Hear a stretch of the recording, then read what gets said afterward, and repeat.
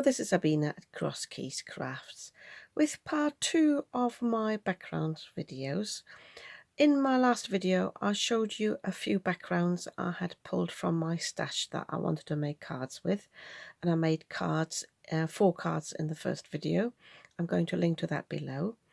And I showed you this background. It's a foiled background and I couldn't quite remember how I created that.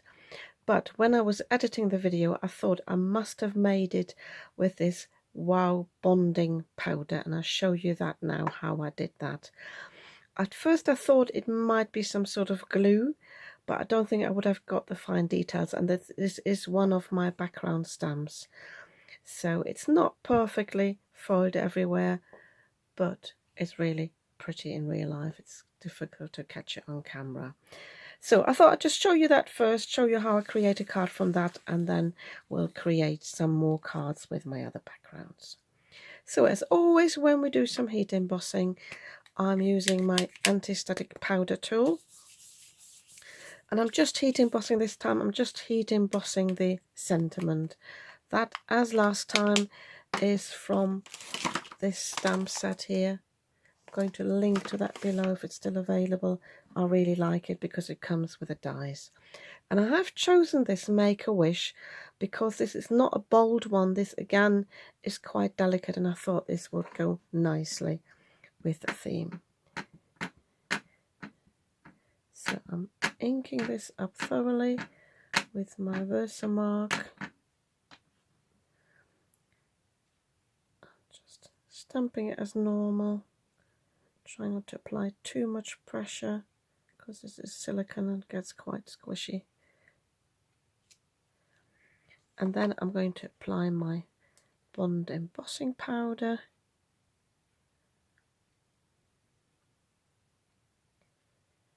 It's a bit lumpy. This is quite old, so I hope this still works because embossing powders can go off.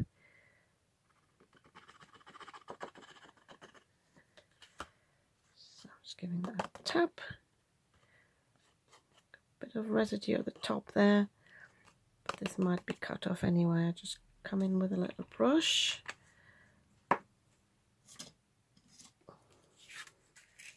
Just to take that off. So, and I'm going to heat set this off camera quickly from the back. I'm going to heat up my tool for 30 seconds. Then heat set it, and then I'll try to switch my camera on as quickly as possible because then I'm going to come in with my foil. I've already cut my piece here on the side. This is a heat reactive foil, and I think that's important for this technique because you need to apply this when it's really hot. So I've heat set this from the back. I'm just coming into the front again, making sure it is all hot. And I'm switching that off, and I'm just pressing that on here, and just using my thumb to press this down. If you want to, and I think I will do that, I will just also put it through my die cutting machine just to give it a little bit more pressure. And when this has cooled down, which is quite quickly, I can peel it off, and I've got this foiled sentiment. Again, not perfect here on the edge, and I've got a few specks, but I'm not bothered about that. I found that whatever I do, I never get a perfect result with foiling, but it's still pretty enough. If I wanted to, I could come in with my wow embossing pen, could go over that again, but I find if I do it a second time round, I don't get the best results.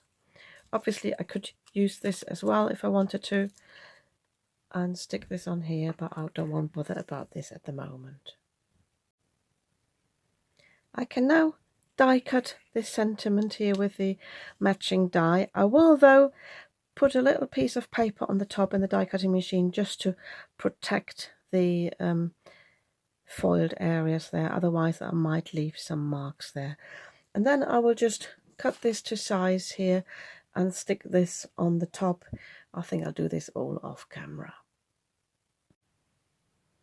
I have cut my panel to size and I've put it on this top folding a 4 by 5 7/8 card, just cut from an A4 sheet. I thought the red cardstock worked really nicely with the white, with the red foil. And at a later date, I will put a white panel on the inside to write on. For the sentiment die cut, I have cut 3 more pieces and stacked them on the back, so I've got quite a bit of dimension there. But I did say earlier that I'm not bothered about this foil being missing here, but I am really, and I just want to show you a way of remedying this. I've got a glue pen here. This is the Quickie glue pen, and this is a tacky glue in a pen.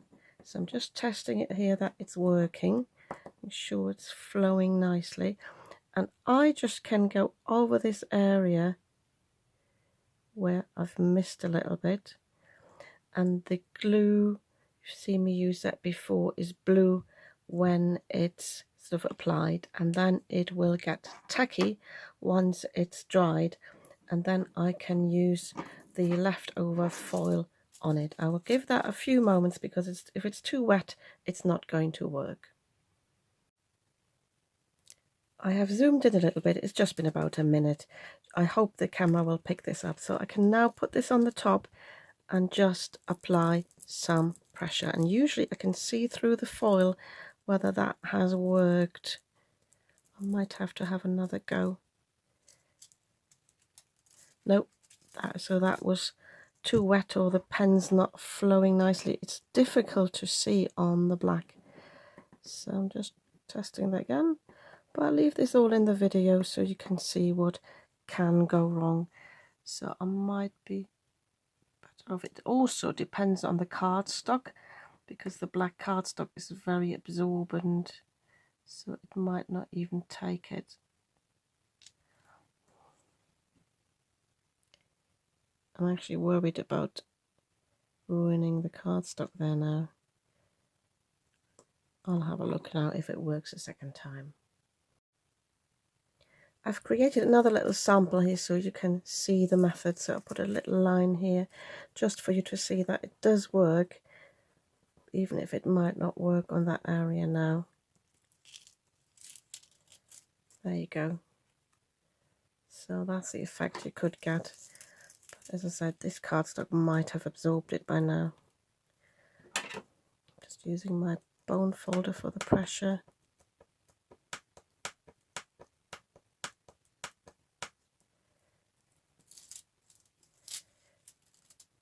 No, it's not taking it on. Might also be that the other foil is resisting a little bit more. What I can do though, I'll have a quick look in my stash. I do have metallic pens, so I can disguise that maybe a little bit. Or, I don't know if you heard of emergency butterflies.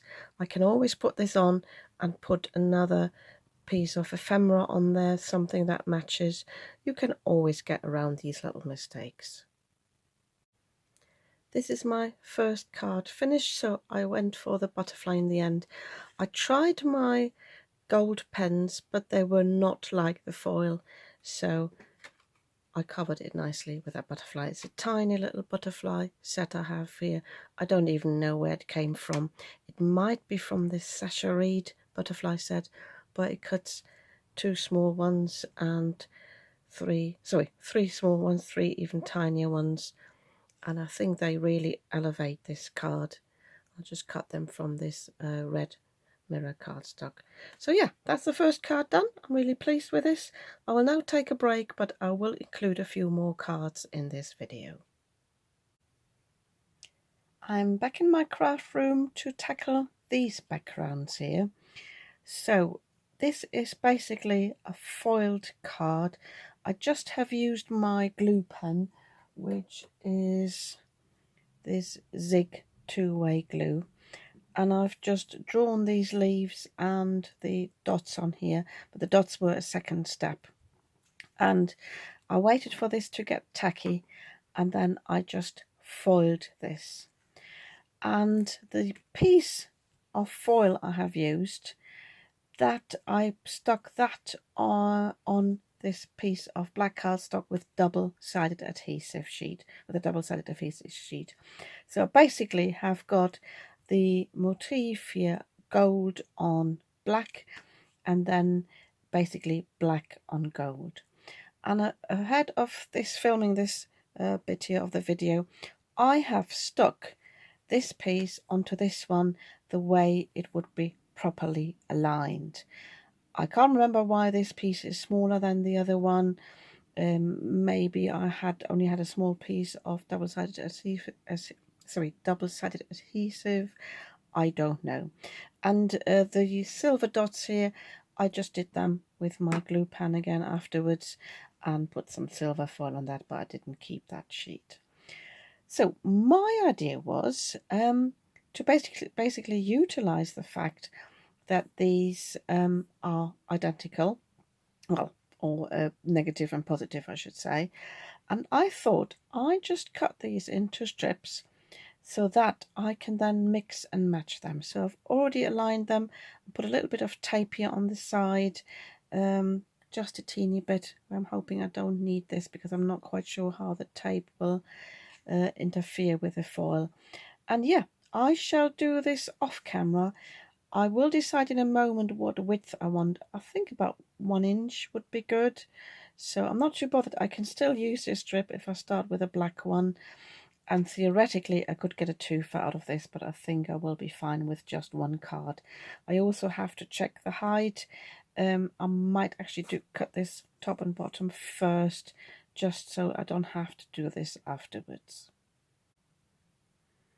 I've cut my strips at 1 inch wide, and I've got the 4 strips here, and this is why I said I theoretically have a twofer, but because the gold piece was a bit smaller, I've only got 3 strips here, which I can still use, maybe on a slimmer card. I'll have a little think or whether I just dispose of them. So I will stick these down on a card base, and then I'll have a look. I think I just want a sentiment in the middle. I don't want anything else because it is busy already, and I don't want to cover the effect of the positive and the negative too much. So I quickly do this off camera to keep this video short and to have more time for the other 2 cards. I have cut my card base a little bit wider than I normally would. I just used the 8 1/4 width of my A4 cardstock, and I scored at 4 1/8 just to allow for the 4 inches of the strips, and I cut it to 5 7/8. Normally I would choose 6, but I didn't want to have too much of an edge at the top and the bottom, but that was down to these strips being not as long as I normally would like. I have stuck them down with my glue stick because I find whatever glue I use with foil, it usually turns out to be a bit bubbly, and I didn't want that. And then just to keep it simple, I thought I'm going to use a die cut piece rather than a stamped happy birthday sentiment. And because I'm a bit lazy, I thought I'd just use some adhesive glitter card, and I die cut the happy birthday from that, but I just wanted to show you how to stick that onto this shadow die. So it was quite easy to peel it off here, and I'm just using my little tool here, my pickup tool. You can use some scissors, anything that is sort of rather small, and it's not even super sticky, but it will stick on the card. So I'm just placing it, like placing the B down here, placing the H, and then I'm working my way through. Do the happy first because that's the easier one because it's in one piece, whereas the birthday comes in 2 pieces. That's the birth and the day is separate. So I'm just working my way along here, and then I can shift this into place. And once I've got it in place, the D needs moving over a little bit, then I can press it down. And I thought, although the glitter card is quite bold, I thought it would go nicely with a, well, fairly bold foil anyway. So this saves me from putting lots of adhesive on the back and maybe even messing this up. So it's up to me now where I want to place it. I think bang in the middle would be lovely. I think because this is foil, I will actually use some red tape on the back, or at least tape, no liquid glue.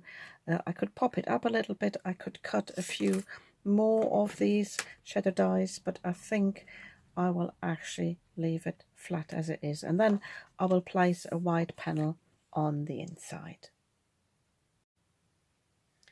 The next background I would like to use up is this stenciled background. What I did here was I put this stencil that you can mainly see down, I put some green ink through that, and then I did not take the stencil off. I put another stencil on top and inked through that, and this gives a different pattern within the other stencil. And yeah, it's fairly basic. It's called double stenciling, I'm sure. I had a card in my other background video that I did similarly, but I really like the look of that. And I showed you some ephemera in the first video, and I thought this goes perfectly with it. It is sort of jungle theme. I've got loads of jungle ephemera here. This, as a reminder, is from the Paper Craft Society Advent Calendar from 2023, so I might just as well use that up. But I don't want to just stick it down as I did in my last video with the dolphin, the whale and the narwhal.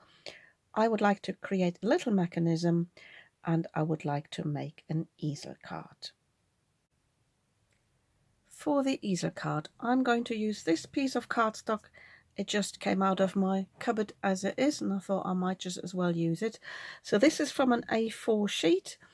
It is 11 and nearly 3/4 long, and it is 4 1/4 wide. I probably cut 4 inches off for a different card, but this time I just use the 4 1/4 inches as they are.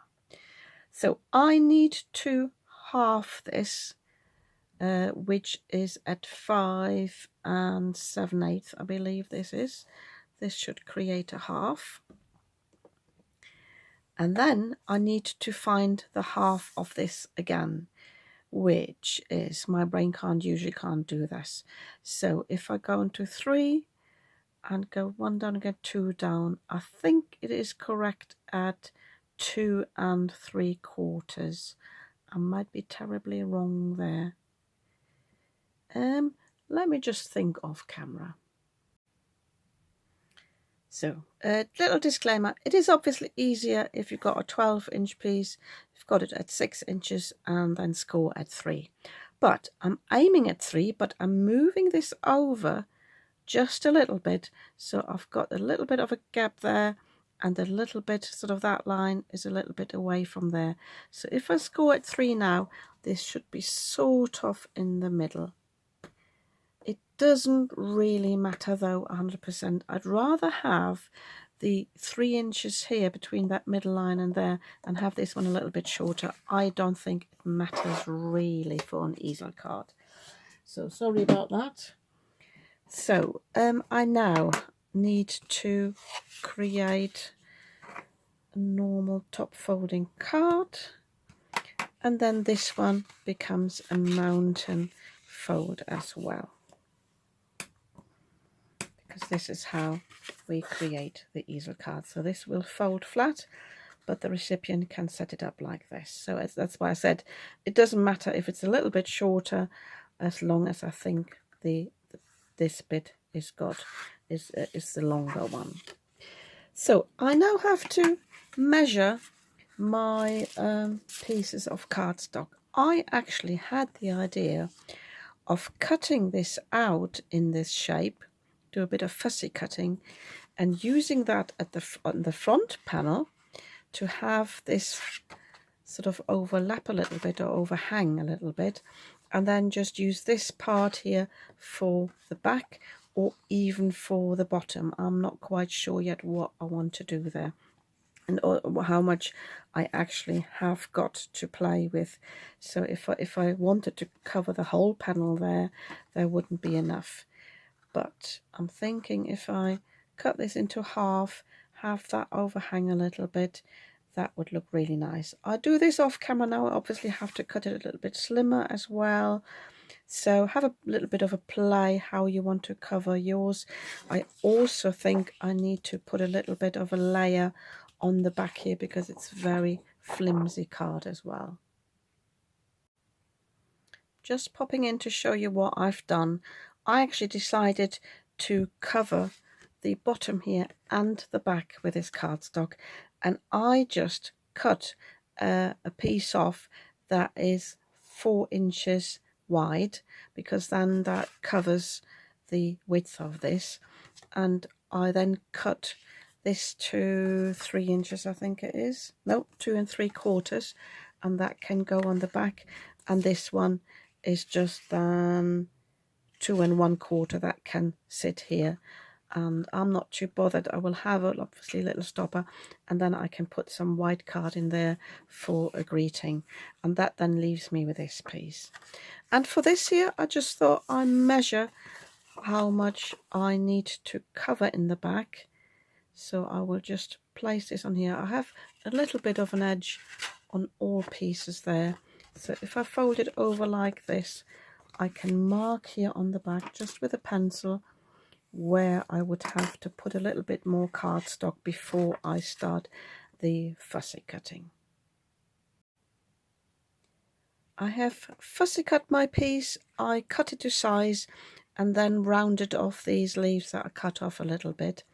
So when I apply glue now to stick it down, I need to be mindful only to put glue underneath where I had that pencil line that is now covered with a cardstock.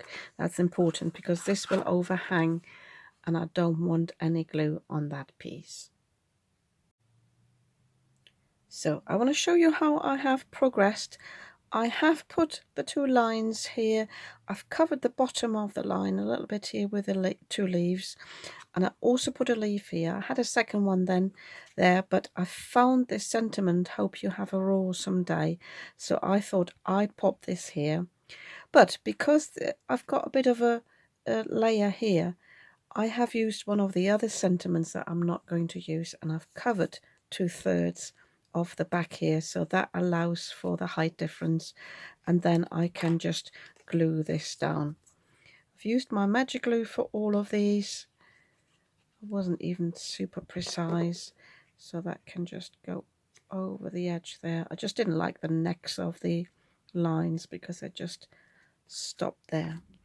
And this happy birthday sentiment, I just cut this from this circle sentiment, but the circle was a bit damaged on the top, so I thought I'd just cut it to a rectangle. It's a wee bit wonky, and I've put this on some foam pads, or 1 foam pad, so this works as a stopper, so the recipient can set it up like this. I think this is quite cool if you're a little child. I don't think I'll be using it myself, but I'm sure I'll find somebody I can pass this on to for them to give away. And I've got a few ephemera left here. I will have a quick look through these. I think I just let go of these. Some of them say hello handsome. I don't say handsome to anyone. I've used the crocodile, so I don't need the snappy sentiments, so I might just keep the leaves here, and there are a few flowers left, and the rest will go in the bin. The next background I'd like to tackle is this one here. I think I said in my first video that this was gilding polish, but it's actually not, because I don't have gilding polish in gold. This is actually Lunar Paste, very similar paste. So I just used a stencil and I applied the Lunar Paste, probably with a spatula through it. And I wasn't too happy with it because I've got a few specks here where it's a little bit messy. It's also a little bit messy here, had been bleeding, but I think I will use it. And my idea for a background like that is keep it simple, just have a sentiment on the front. And I actually decided to cut this happy birthday. I really like this one. I bought this at the Works years ago because I find this works very well for a male card as well as a female card, because it's so bold but so simple. But obviously if I place it on like this, it is too busy. so I need something. I don't have a shadow die for this, so my suggestion, my idea for you is just cut a piece of cardstock. Could be round, could be any other shape, could use a balloon or something, and just place it on like that. I might raise it a little bit, I'm not sure yet. I do prefer flatter cards sometimes because they're easier to post, but if you want to give something away, putting it onto foam pads always adds this little extra. So I will cut it to size, put it on a square card. I'm not quite sure what format this is. This was obviously the size of the stencil, and that's all I need to do for this card. Yeah, I really like this card. I think it's very simple but very effective. I did not bother about putting support here behind the H and the Y because obviously it's on a different level than the circle, but you could do that. I just stuck this down a little bit with wet glue, and yeah, I think this is fine. Behind these letters though, I used my Zig glue pen because I thought this would be better for the mirror card, so I just put a dot there and a dot there. Yeah, really pretty. So I'm just tackling the last piece now. I've got an idea what to do with it. I always thought I would turn this into a Christmas card, but it is January and it might be a wee bit too early, so I'm thinking maybe a Valentine's card. I decided to create a slimline card, so I've cut my card base here from an A4 sheet. This is 8 1/4 in length, so this is the width of the A4 card, and I cut this to 8 inches and scored it at 4, so that I've got a 4" by 8 1/4 card. So I also trimmed this a little bit just to get it even because it was a bit of a wonky piece. I could go and add some more of these dots if I wanted to, but I just leave it as it is. Even if this one's a bit messy, I might actually put that at the bottom to take the focus away from that. But if I place this on this card base here now, I cut it to the right width here, so just under 4 inches. I'm actually a little bit short, but that is not a problem because my idea was anyway to create a strip here in the middle with some red metallic cardstock. So I'm actually going to cut this into half and move this panel down here a little bit to disguise the fact that something's missing here. But in order to know how much I need to cut here in the middle, I thought I have to measure that, but I might not actually have to do that. No, I can just do it. So I'm cutting it here because it's easy to see where I need to cut it because I've got these 3 rows of dots. Having said that, I just realized I've got 4 rows of dots there and only 3 there. I might, in that case, turn it that way around and have the more rows there. I think this is more pleasing to the eye.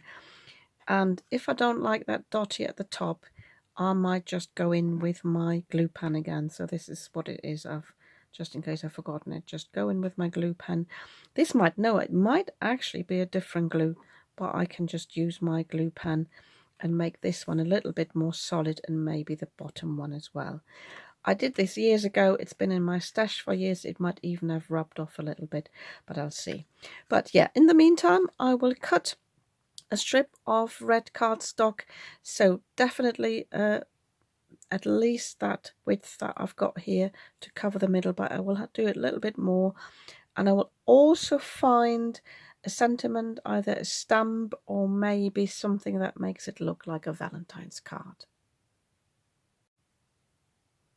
So this card is almost finished. I might add a sentiment later to my husband with my We Are Memory Keepers word punch board. But yeah, I'm really pleased with this. What I did was, for the strip, I thought, what do I do? Do I just use some metallic cardstock? And whilst I had a look through my dies, I found this die. I think I've only ever used it once. It's got sort of swirly lines and little hearts, and I thought this would be perfect. So I die cut this from red metallic cardstock, which is very close to the foil. If you don't have matching cardstock, you can obviously always use your foil with adhesive tape or adhesive sheets on some cardstock and then die cut this. I also use this a little bit, you can see that from here, to remedy some of the dots. The secret there is to be really patient for the glue to get tacky and not be too wet. I then cut my Happy Valentine's Day sentiment here. I cut it twice from really thick cardstock. It does get a little bit lost here, but I actually like the look of that you have to look twice and sort of tilt it a little bit to see that. I think this is really pretty. And yeah, let me just bring in my other cards again. So that was the first one I actually made yesterday. I recorded this video over 2 days. Really, really pretty, I think, with the emergency butterflies there. And then this one here, again, use of the foil sheets and the glitter cardstock. My little easel card, and this one here with the Lunar Paste, and again mirror cardstock. Yeah, I'm really pleased with these. What I also like is having a play, get inspired by what I had in my stash, using things at last, using materials, using backgrounds, reminding myself of stuff I have in my craft room, and hopefully I could give you some inspiration as well, what you can do with your stash, what techniques there are. There are so many, and sometimes, well, I can say for myself, I forget about techniques, and I always try to find something new for my videos, but I do actually enjoy coming back to some basic techniques and just have a play. This is really nice, especially when you have lost your mojo. Just get inspired by what you have. We always get enticed, especially this time of year again. You've got offers from all the craft sites, price reductions and buy new things. I've got plenty of stuff. I don't need to buy anything. I need to start using what I have. Yeah, and I'll leave these words with you, and hope you could you found this useful. And if you did, and if you like my video, you might want to give me a thumbs up. And if you'd like to see more of what I'm creating, you might want to subscribe to my channel. I'd be very happy about that. And I'll see you soon with another video.